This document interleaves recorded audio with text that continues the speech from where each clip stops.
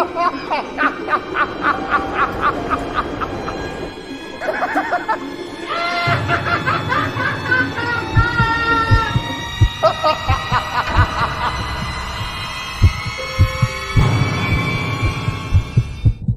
had the worst Father's Day experience of my life. It wasn't even with my dad, but with the man I was seeing at the time, Chris. He happened to have a wife who was pregnant, as well as 2 kids already, so it was a messy affair from the very beginning.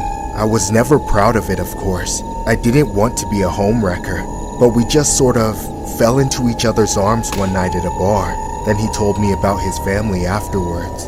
I figured the damage had already been done, so I decided to keep him around. He was the one who had to keep it a secret, and I just had to deal with feeling shitty about it for a few days. Chris would always sell out to his wife and come over every time she went on a business trip for work, just so he could sleep with me. Unfortunately, while I only ever wanted Chris for the pipe, he eventually developed serious feelings for me. It started out small, but then it quickly got out of hand. We started seeing each other more and hooking up more behind his wife's back. And if what we were doing was already bad enough, I had no desire to get involved with his life any more than I already was. But Chris already made up his mind about what he wanted to do, without considering my intentions at all. Before I knew it, Chris admitted to me that he wanted to divorce his wife on Father's Day and start a fresh life with me. This ended up being our only real fight as I tried to put my foot down. But Chris was unrelenting. That was the night that I learned just how obsessed Chris was with me, and it was absolutely disturbing. Please, just think about it. You're the best thing that's ever happened to me. I can't do this anymore. I already told you this whole thing makes me feel guilty as hell. Come on, please don't leave me. You're the only one that can get me up. Chris, stop it! I want to do this every night, and I don't care what I have to do to make that happen. Stop guilt-tripping me! I need to move on from this shit! How do you think I would feel if I came between you and your family? What about your wife? Your kids? You can't just abandon them! Screw them! I choose you over them any day. You can't be serious. You're just drunk. And high off you. Which will wear off when you sober up. Just accept it. No! I won't accept anything. We're meant to be together, and I'm gonna prove it. My bitch wife and those 2 little shits don't mean anything to me. And once they're not a problem anymore, we can finally be together. No more secrets, no more hiding. Just boom, boom, bang, bang. And no fat ex-wife on my ass anymore. Just me and you forever. What are you going to do? I'm going to remove them from the equation. No, stop. Chris, listen to me. You better not do anything. And you know what? Just get out. It's Father's Day tomorrow. Go be with your family and leave me the hell alone. I don't want to be with you anymore. You're crazy. After I kicked him out, I had this horrible feeling hovering over me that just wouldn't go away. I didn't know if Chris was serious about any of the stuff he said. I decided to ignore him for a while. Father's Day was supposed to be a special day for him and his family, so I wasn't supposed to be anywhere near it. The next day, however, despite it literally being Father's Day and his family being with him, he wouldn't stop calling and texting me. I ghosted him, but I was honestly worried he would show up at my apartment. I figured I would reach out to him the next day, but by then, it was already too late. That afternoon, I put on the news and saw the most shocking, most terrifying thing that made my heart sink. I saw that Chris's entire family had been reported missing earlier in the morning. That's when I finally answered his call, and he was absolutely sobbing over the phone. I tried to console him, telling him the police and probably the whole town was looking for them, but that didn't seem to offer him any comfort. He asked to come over, but of course I told him not to. That would have been the worst possible thing for him to do no matter what the case was, but I kept in touch with him over the next several hours. I had my suspicion that he had done something, although I never wanted to believe it. I started asking him here and there if he had taken them somewhere, but he denied everything. Suddenly, the next day, the text stopped coming from him altogether, and I knew he had done it. I soon found out that he had been arrested, and before long, he confessed to taking out his entire family just to be with me. It's been years since the tragedy. The case went viral after videos circulated of Chris behaving paranoid and suspicious. After getting interrogated by his neighbors and the police, I've managed to keep my name out of the public eye despite all the attention the case got. I have to live with the guilt of what I had to do with it. I destroyed that entire family. That woman and her children are gone because of me. This story was inspired by a horrific Father's Day incident regarding one of the most evil dads out there. The dad we're referring to is a man named Chris Watts. On August 13, 2018 in Frederick, Colorado, involved the tragedy of Shannon Watts, who was pregnant, and her 2 children, Bella and Celeste. The perpetrator, Christopher Lee Watts, initially denied any knowledge of their whereabouts, but later confessed to taking them out. The case garnered attention due to Watts' affair and his changing accounts of the events leading to the slayings. The affair was with a co-worker, Nicole Kissinger, who was unaware that he was still married and cooperated with the police in the investigation. After a police investigation revealed his infidelity, he ultimately admitted to strangling Sharon during a confrontation about the marriage and taking out the other victims to conceal the crime. Colorado authorities released surveillance footage captured by a neighbor's security camera, showing Chris Watts loading up his pickup truck hours after he took out the victims. In the footage, Watts can be seen loading a gas can into the bed of his truck. Next, the video shows Watts backing the vehicle into his home's garage. Investigators believe Watts used that very truck to transport the bodies to a remote oil work site, where they were found days later. There was also another video set up by the neighbors, filming Chris watching surveillance footage of himself that night. Watts tries nervously to explain his behavior away that morning, telling the officer that he had moved the truck from its usual spot because it had been easier to lug everything with all the tools I had to bring in, and said he had been loading the truck early that morning to prepare for a busy workday. But after Watts walks out of the neighbor's house, the neighbor was already starting to question Chris's unusual behavior, saying stuff like, "He's not acting right," and seemed fidgety and rocking back and forth. He was loading tools, but I thought that was a little bit odd because I had never seen him really back the truck into the driveway. Not ever. He always parked it out front, so I definitely thought it was kind of odd. Watts was later charged and ultimately received 5 life sentences without the possibility of parole.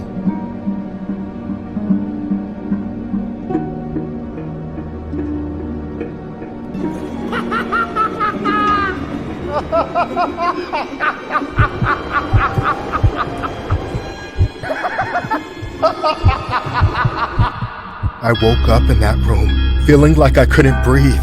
The lights were off, but there had to be a dozen of us in there, all crammed together on the floor. I couldn't remember where I was, but I knew I didn't want to be there. I was starving, dying of thirst, and the stench in the air was unbearable. Had I been kidnapped? I couldn't even tell. Trying to think back on the last place I was at, I came up with nothing. Like my entire life had just been years and years of this moment. Then, with pure despair, I realized that was true. I had no free will, no hope for things to change. Just this miserable life with a dozen other husks just like me. This nightmare wasn't even the worst part. I could barely remember what the worst was, because it was like my brain had switched itself off to be able to bear it. I was unconscious for most of my life, and this putrid, suffocating room I had woken up in was my home. The rare moment of rest, when things got just calm enough for me to be aware of how shitty and miserable it was to live in this house. But again, my brain kept it all blocked out. Whose house was I in? How long had I been here? With all these questions, I had to ask the people around me. There was someone next to me who felt just warm enough to be alive, but when I tried to speak to them, I could barely make a sound. I felt all this rust and filth blocking my throat, making me wonder how long it had been since I last spoke. I kept trying until it worked, though the answers I got weren't the ones I wanted. Hello? Is anyone awake? Where are we? What's going on? Shh! You have to be asleep now. But I can't sleep. Then play dead. You know the rules. What rules? Whose rules? He's coming. Play dead. Who?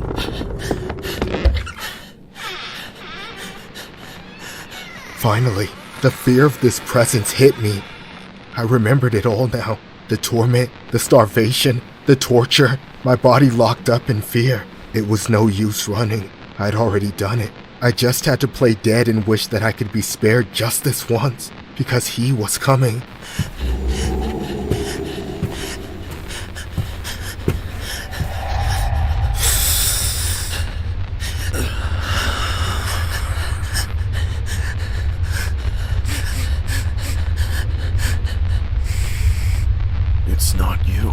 Good girl. What about you? No.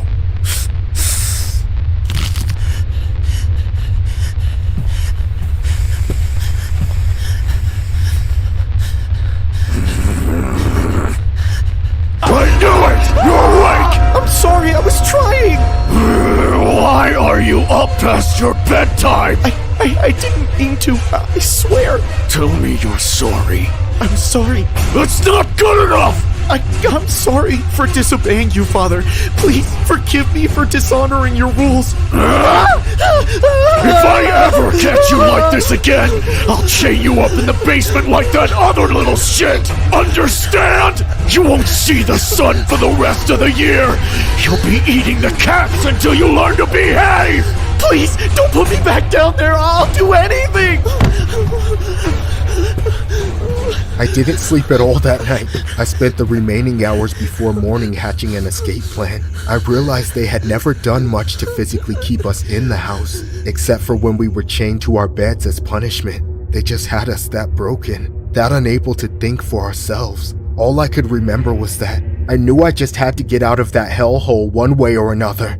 After looking around in my bedroom at all the girls and boys next to me, who I came to realize as my siblings, looking all malnourished and on the verge of death, I refused to let my moment or theirs go to waste, so I quietly talked with them about how we were going to escape. The next morning, before Father came to punish me, I crawled through the window and ran away, then called the police from a nearby neighbor's house. At last, we were free, all of us. I could barely wrap my head around the fact that all those people were my siblings, and those monsters who tortured us were our parents. They're in prison now, and we've left their house to live with foster parents. I just wish I could say that everything is all right now, but after growing up the way we did, none of us will ever be okay.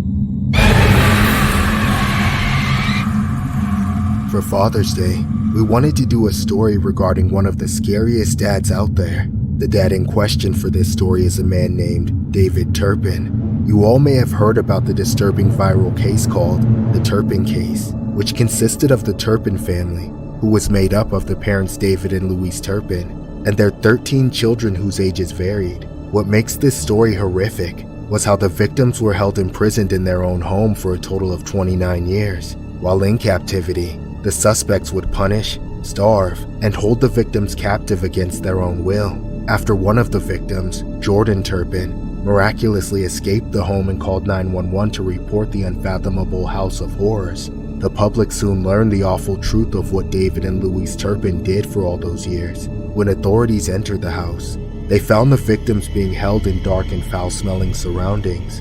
Authorities said the husband and wife pleaded guilty to false imprisonment and various other charges, resulting in 25 years to life, with the possibility of parole after 22 years. That being said, I think it's safe to say that David Turpin is indeed one of the creepiest dads out there.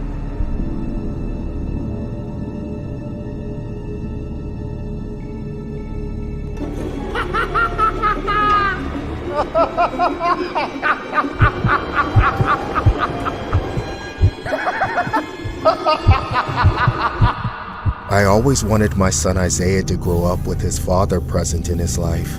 I made sure I got married before I had any children to make sure of it. But 5 years into our son's life, I found out the cheating scumbag had been sleeping with prostitutes almost the entire time we were together. I had no choice but to divorce him. Over the years, Isaiah's father has come in and out of our lives. I would be happy to say that his son looks up to him, but obviously, he hasn't set a great example. I've basically done all the actual work to raise Isaiah, and for many years, I didn't have the time to date other men.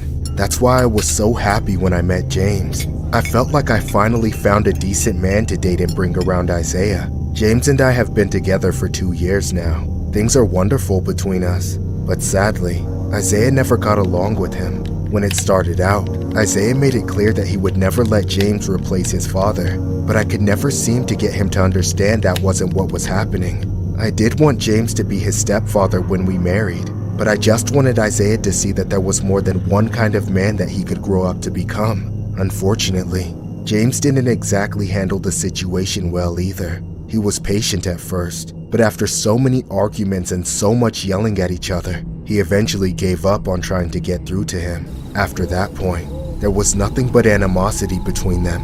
James hated Isaiah almost as much as Isaiah hated him, for getting in the way of his relationship with me, for constantly threatening him, and even making it so that he was worried about having children with me. Slowly, I realized it went even further than that. James was actually scared of Isaiah, and he had every right to be. I started to lose touch with my son, and he got more out of control every day. He became more aggressive and violent as the days went by, punching holes in the wall and increasing his threats towards James. One day, close to Father's Day, James and Isaiah fought physically for the first time. It happened so suddenly.